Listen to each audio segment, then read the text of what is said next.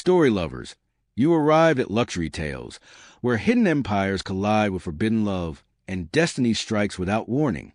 Like, subscribe, and turn on notifications, because tonight's story is raw, unpredictable, and drenched in secrets money can't hide. Now sit back. Luxury Tales unfolds. Charles Josiah was born into a quiet, struggling household where wealth was an idea discussed in whispers, not a reality lived in comfort.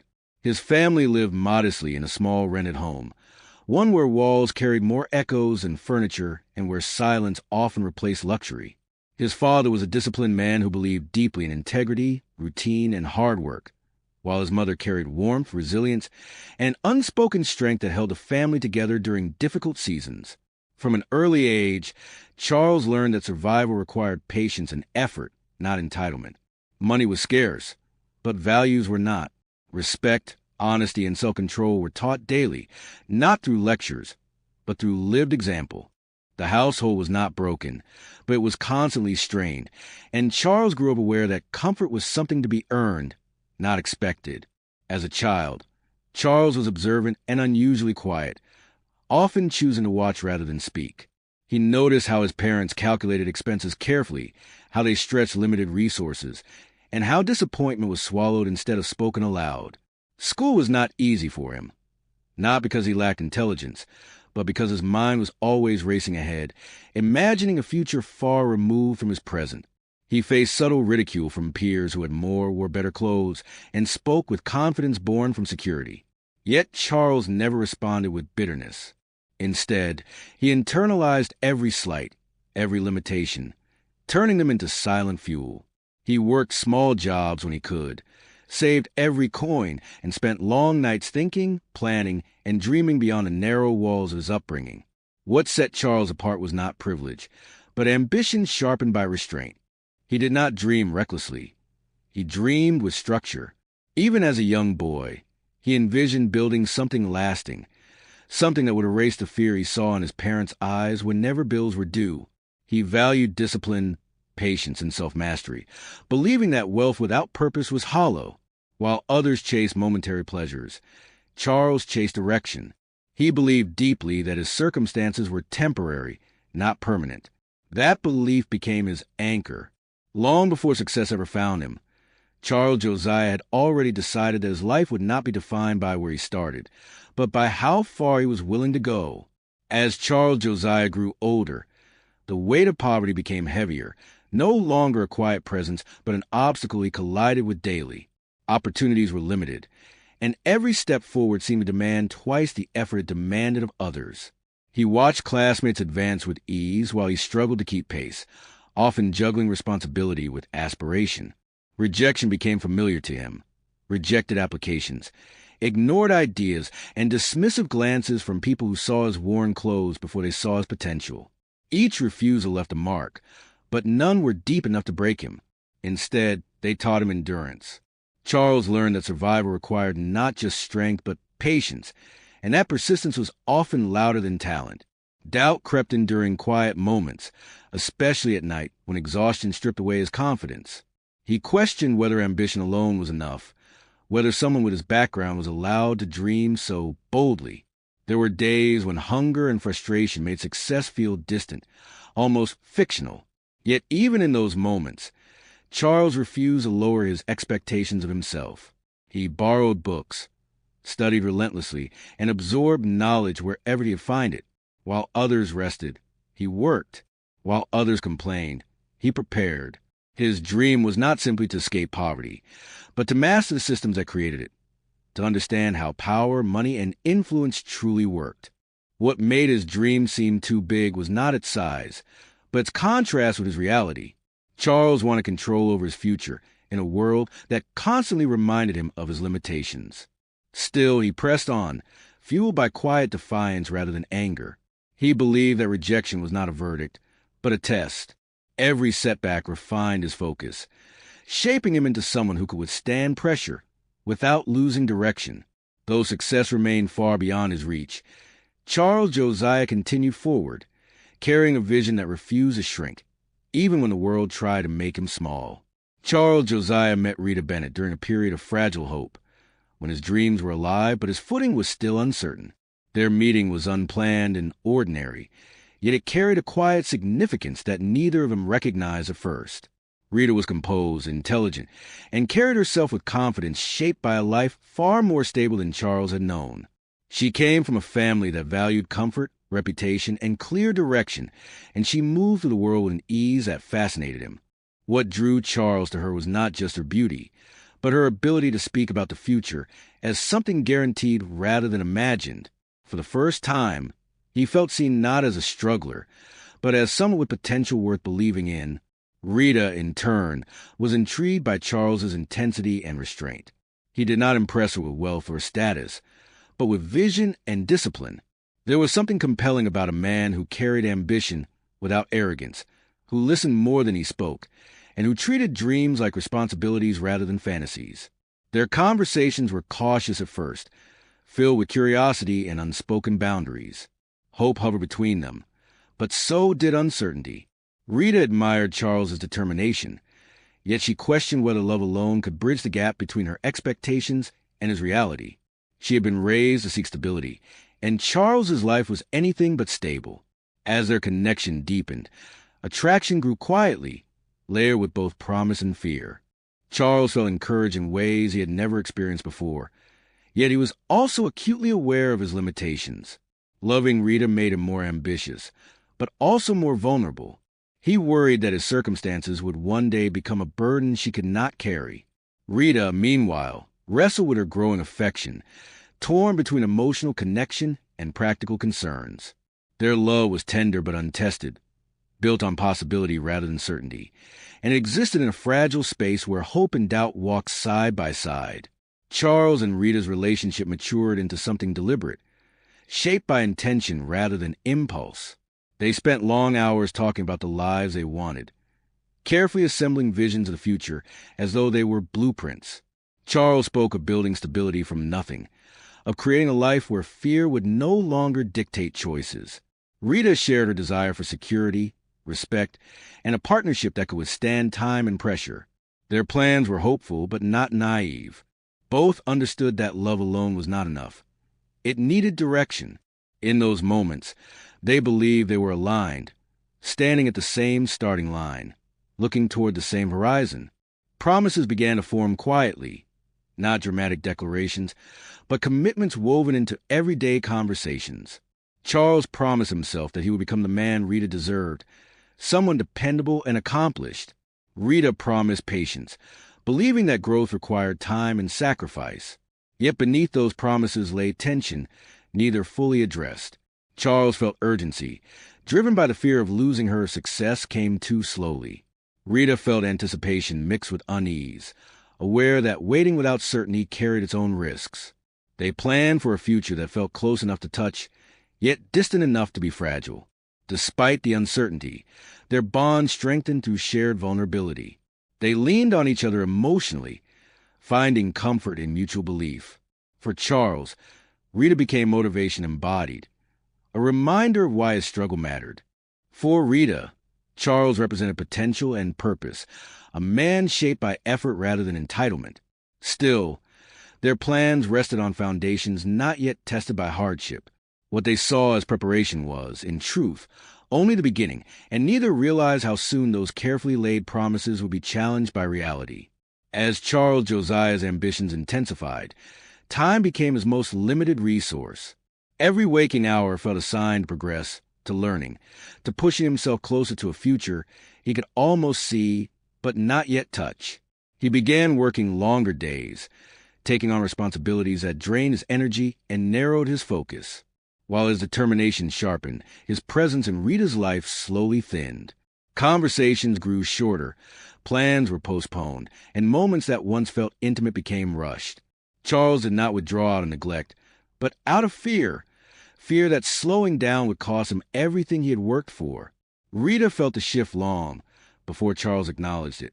She watched the man she loved become increasingly consumed by his goals, his mind often elsewhere even when he was physically beside her. Though she admired his drive, she struggled with feelings secondary to a future that never seemed to arrive. Her attempts to express concern were met with reassurance, but little change. Charles believed sacrifice was temporary and necessary, yet Rita experienced it as emotional distance. Love, once warm and affirming, began to feel uncertain, stretched thin by unmet expectations. Caught between devotion and determination, Charles failed to recognize how deeply the imbalance affected them. He believed success would eventually solve everything, unaware that love required presence, not just promises. Rita, torn between supporting his dreams and protecting her own emotional needs, began to question whether ambition and love could truly coexist. What neither of them realized was that the silent conflict, left unresolved, was quietly shaping a divide that would soon redefine both their lives. The tension between Charles and Rita reached a quiet but irreversible peak, not through a single argument, but through accumulated disappointment. What once felt like temporary sacrifice began to feel permanent. Rita noticed how plans were endlessly deferred, how important moments passed without acknowledgement, and how reassurance replaced action. She tried to be patient, reminding herself of the future they had imagined together. But patience became exhausting when it stood alone. Charles, absorbed in his pursuits, mistook silence for understanding. He believed endurance was proof of love, unaware that Rita's quietness was born from emotional fatigue rather than agreement. When the confrontation finally came, it was restrained, almost calm, which made it more devastating. Rita spoke with clarity rather than anger, explaining how invisible she had begun to feel, how waiting without certainty had eroded her sense of security. Charles responded with logic and promises, insisting that everything he was building was for them. Yet his words, though sincere, arrived too late. Rita no longer needed explanations. She needed presence, reassurance a priority, and proof that love did not exist only in the future. The gap between intention and experience had grown too wide to ignore. Choosing to leave was not easy for Rita, but it felt necessary. She walked away not out of lack of love, but out of self-preservation. Charles watched a relationship dissolve with disbelief, convinced that effort and ambition should have been enough. What remained was unresolved emotion and a silence heavier than any argument. Neither of them fully understood what had just been lost, only that something meaningful had ended without closure, leaving behind questions that would linger far longer than either expected. After Rita left, Charles Josiah poured himself entirely into his work, allowing discipline to replace emotion and structure to silence loss. The absence she left behind became a driving force rather than a wound he was willing to examine. He streamlined his routines, sharpened his strategies, and committed himself to growth with an intensity that left no room for reflection. Every setback became a lesson, every small victory a stepping stone. Gradually, the efforts that once seemed invisible began to yield results. Doors that were previously closed opened cautiously, and his ideas, once ignored, started to attract attention. As his influence expanded, so did his responsibilities. Charles moved through environments that once felt unreachable, negotiating with people who measured worth in numbers and outcomes. He adapted quickly, learning how to command respect without arrogance and how to maintain control under pressure. Yet beneath the progress lay an unspoken emptiness. Success came faster than emotional healing, and while his achievements grew visible, his personal life remained deliberately isolated. He avoided attachments, convinced that emotional investment distracted from focus. The lessons from his past relationship lingered, shaping his belief that love was fragile in the face of ambition. By the time Charles reached a level of wealth that placed him among the elite, the rise felt strangely quiet. There was no celebration that matched the scale of what he had accomplished, no one to share the meaning behind the milestones. He had become powerful, respected, and financially untouchable, yet emotionally restrained. The boy who once dreamed of security had achieved it, but in doing so, had learned how to stand alone. What he did not yet know was that the past he believed he had outgrown was still moving forward, carrying consequences that would one day demand his attention. Rita Bennett rebuilt her life in deliberate silence, determined not to let heartbreak define her future. Leaving Charles forced her into unfamiliar terrain, where resilience became a necessity rather than a choice. She sought stability through work, routine, and emotional restraint, distancing herself from the vulnerability she once embraced. Her days became structured, her nights quiet, and her world smaller but more controlled. Though memories of Charles surfaced unexpectedly, She resisted dwelling on them, believing that survival required forward movement, not reflection. As time passed, Rita learned to carry responsibility alone. She adjusted to independence with a mix of strength and exhaustion, discovering how deeply love had shaped her expectations. The absence of emotional support hardened her resolve, even as it left her isolated. She avoided romantic attachments, unwilling to repeat the uncertainty that once consumed her. Her focus remained on building a life defined by predictability and safety, even if it lacked warmth. Every decision she made was cautious, influenced by lessons learned from a relationship that ended without closure. Yet beneath her composed exterior, Rita carried a private truth that shaped every choice she made. It was a truth rooted in the past she never confronted, and the future she was now responsible for protecting. While the world saw a woman moving forward, Rita lived with the quiet weight of consequences born from love, timing, and silence. The life she built was not the one she imagined with Charles, but it was one she believed she could manage, even if it meant bearing the burden alone. The arrival of Anita changed Rita's world in ways no amount of preparation could have fully anticipated. From the moment she held her child for the first time, Rita understood that her life was no longer solely her own. Anita was small, fragile, and entirely dependent, yet her presence carried an overwhelming sense of purpose.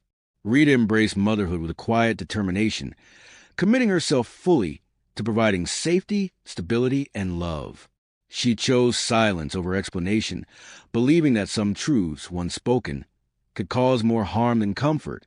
In those early days, exhaustion blended with devotion, and every sacrifice felt necessary. Rita raised Anita with careful intention, shaping her world around routine and protection. She worked steadily, structured her life around her child's needs, and shielded Anita from questions that might one day arise. There was no bitterness in her approach, only resolve. Rita told herself that love did not require recognition, and that a peaceful upbringing mattered more than answers that could complicate the future. She avoided reminders of her past, determined that Anita would not inherit uncertainty or unresolved pain. The choices Rita made were deliberate, grounded in belief that stability was the greatest gift she could offer. Anita grew into a curious and observant child, perceptive beyond her years. She carried an innocence that softened Rita's guarded nature, bringing moments of light into a life defined by restraint. Though Anita knew nothing of the circumstances surrounding her birth, she sensed the depth of her mother's care and devotion. Rita watched her child with a mixture of pride and quiet apprehension, aware that secrets have a way of resurfacing. For now, silence held. But even as Rita worked to keep the past contained, life continued unfolding, gradually setting the stage for truths that could not remain hidden forever. Time moved forward with quiet inevitability, carrying Charles Josiah and Rita Bennett along separate paths that seemed permanently divided. Charles's world expanded through influence and responsibility, filled with meetings, decisions, and expectations that demanded precision. His life was orderly, controlled, and successful, yet marked by an absence he rarely acknowledged. He kept his personal life deliberately minimal, surrounding himself with efficiency rather than intimacy. Though years had passed, certain memories remained untouched, sealed away beneath layers of achievement. He believed the past was settled, filed under lessons learned, unaware that it was still moving toward him. Rita's life followed a different rhythm, centered around Anita and the careful structure she had built to protect them both. Each day was shaped by small routines that created safety and predictability. She avoided places, conversations, and situations that could reopen doors she had firmly closed. Yet the world was not as contained as she hoped. Chance encounters, subtle changes, and unavoidable intersections reminded her that control was never absolute. Rita sensed that the balance she maintained required constant vigilance, and even then it felt temporary, as though something unseen was gradually approaching. Meanwhile, Anita's curiosity about the world grew, her observations sharp and unfiltered. She asked questions Rita answered carefully, noticing details others overlooked. Without intention or awareness, her presence began to influence moments beyond her immediate surroundings. Paths that were never meant to cross began drifting closer, guided not by design, but by inevitability. Unknown to all of them, the distance between past and present was narrowing, and fate, long patient, was quietly arranging a meeting that would change everything. Charles Josiah noticed a child by accident. In a moment so ordinary, it almost slipped past him.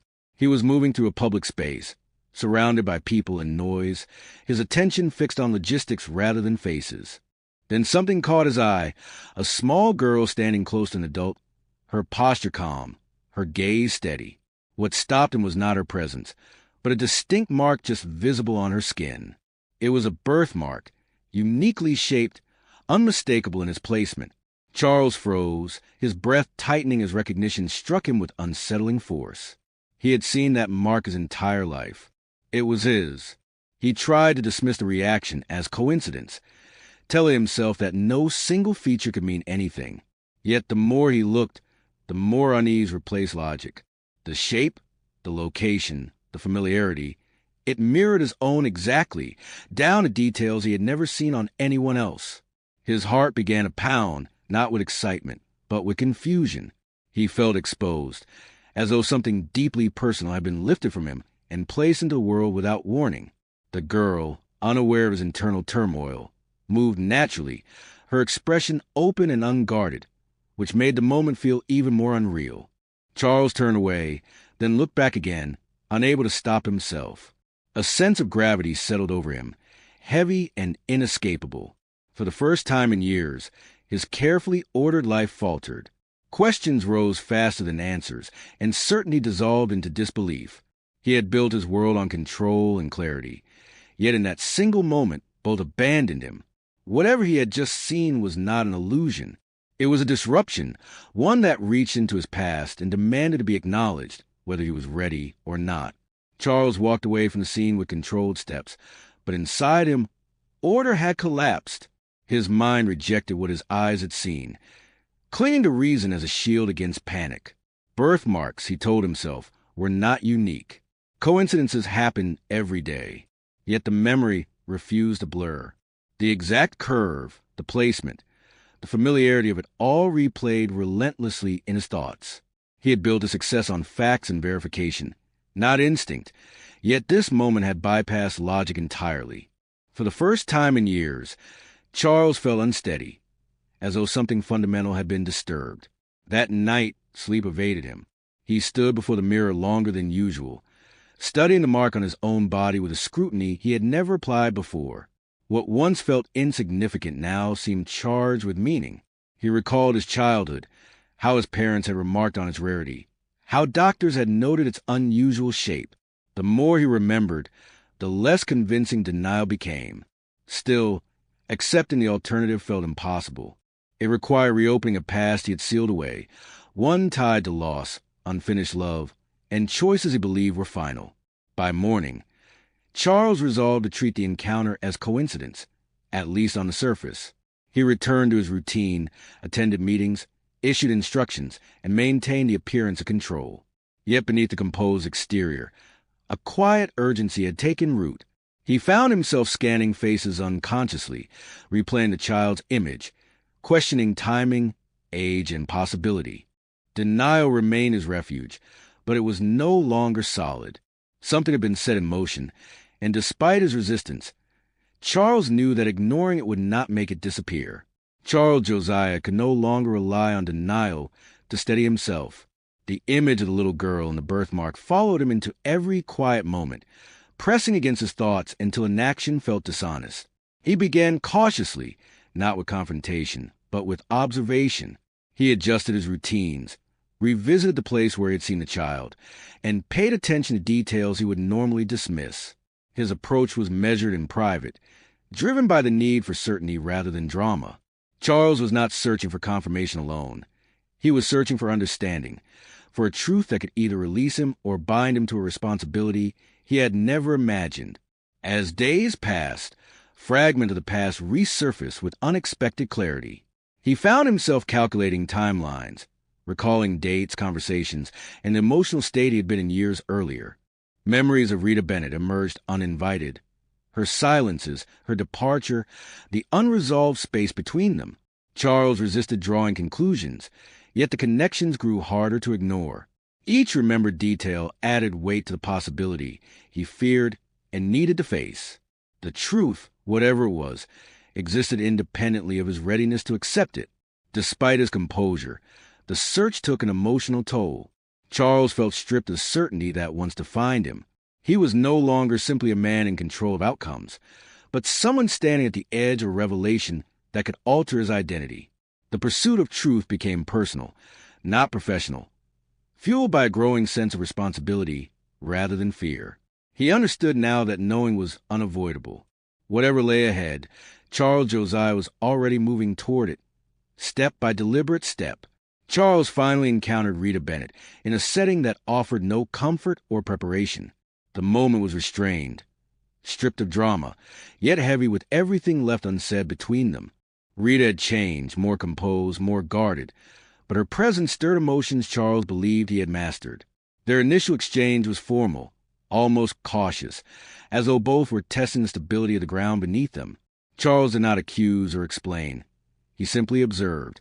Rita sensed the tension immediately, recognizing it as something rooted in the past she had worked so hard to keep contained. As their conversation unfolded, fragments of truth hovered just beneath the surface.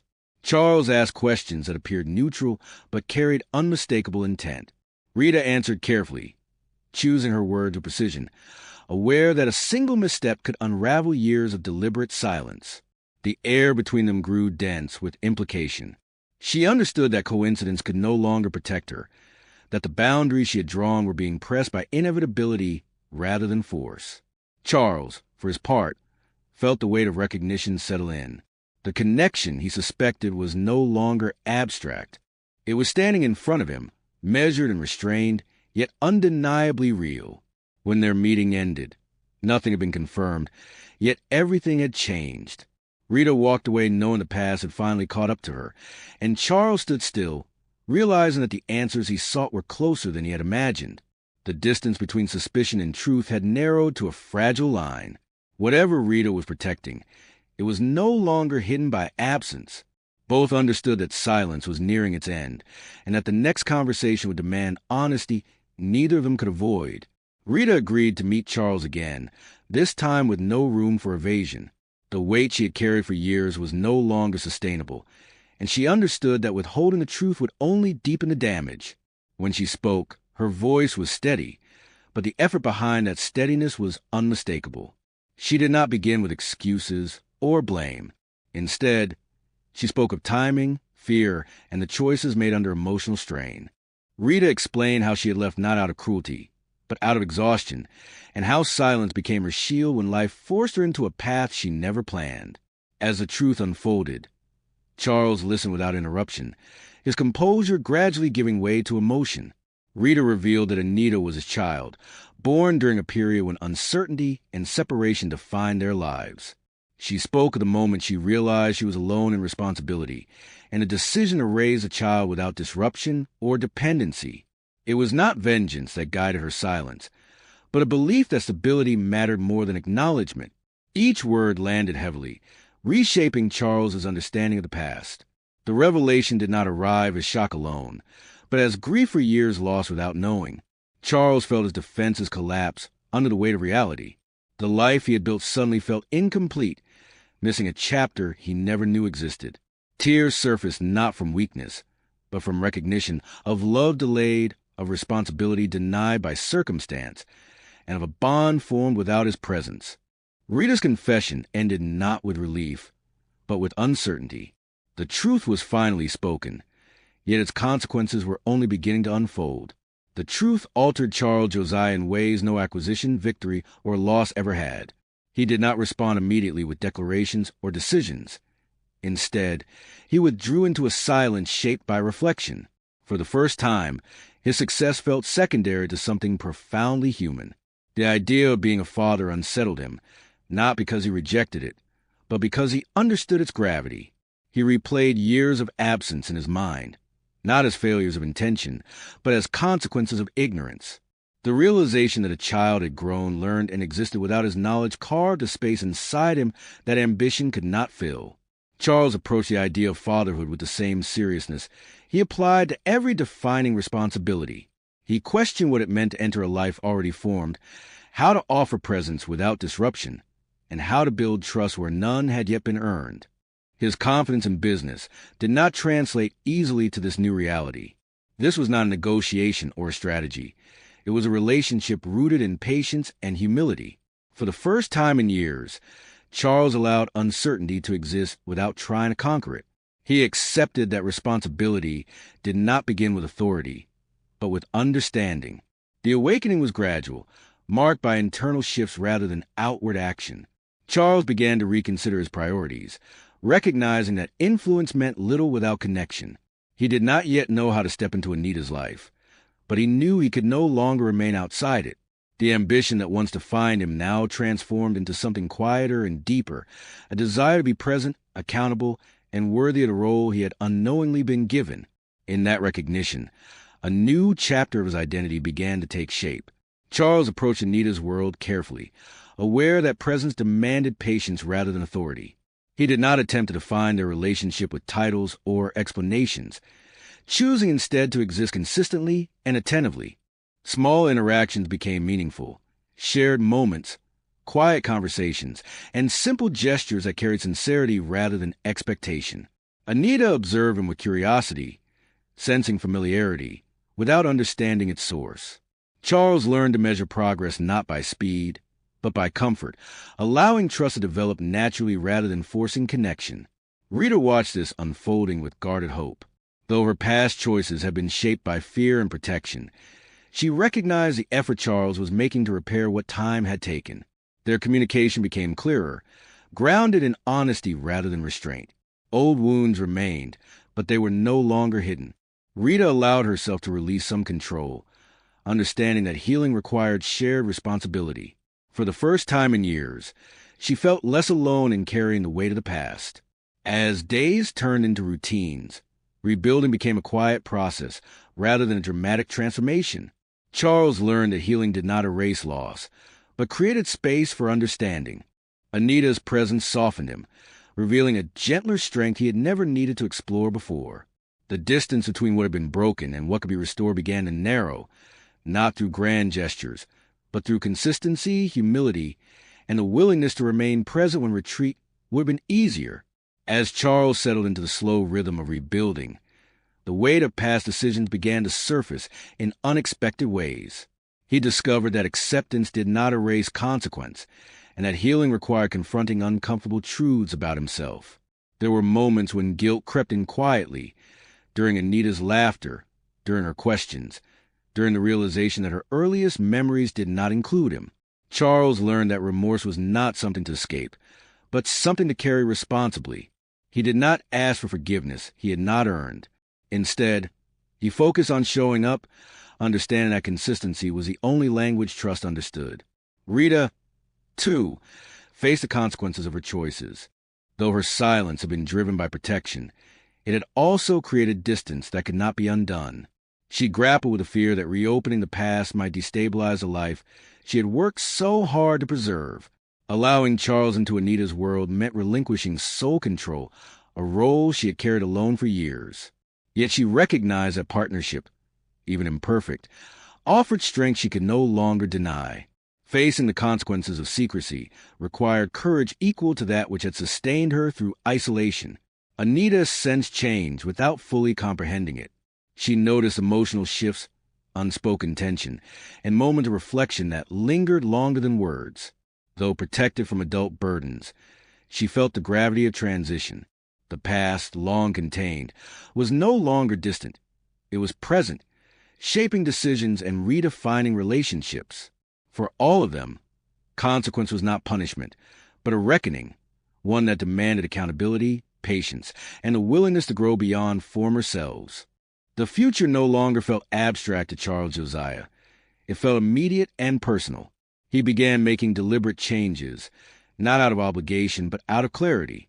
His life, once built around efficiency and isolation, gradually reshaped itself to accommodate presence and connection. Decisions that once centered solely on expansion now considered impact. Charles discovered that responsibility extended beyond provision. It required emotional availability, patience, and humility. In choosing to remain present in Anita's life, he accepted that growth was no longer measured by success alone, but by consistency and care. Rita approached this new chapter cautiously, aware that beginnings carried both promise and vulnerability. She observed Charles's efforts with realism rather than expectation, allowing trust to rebuild at its own pace. Their relationship did not return to what it once was, nor did it attempt to erase the past. Instead, it evolved into something more honest, grounded in shared responsibility rather than romantic idealism. Rita found relief in no longer carrying the burden alone, and strength in acknowledging that stability could coexist with uncertainty. For Anita, change brought expansion rather than disruption. Her world grew wider, enriched by support and attention that did not replace what she had, but added to it. She adapted with resilience, sensing care rather than conflict. In these quiet adjustments, new beginnings took shape, not dramatic or perfect, but intentional. The future was no longer something to fear or postpone. It was something they were actively building together, step by step. The full weight of truth settled on Charles Josiah not in a single dramatic moment, but in a quiet realization that reshaped his understanding of everything he had become. Standing at the intersection of past and present, he finally allowed himself to feel what he had long restrained. The years he had spent chasing certainty through control now revealed their cost. Tears came not from regret alone, but from recognition of love delayed, of responsibility discovered too late, and of a bond that had existed long before he was aware of it. For the first time, Charles did not resist the emotion. He accepted it as part of the truth he now carried. Rita watched him with a mixture of relief and sorrow, understanding that acknowledgement was not the same as erasure. The truth had been spoken, lived, and accepted, and that acceptance changed its weight.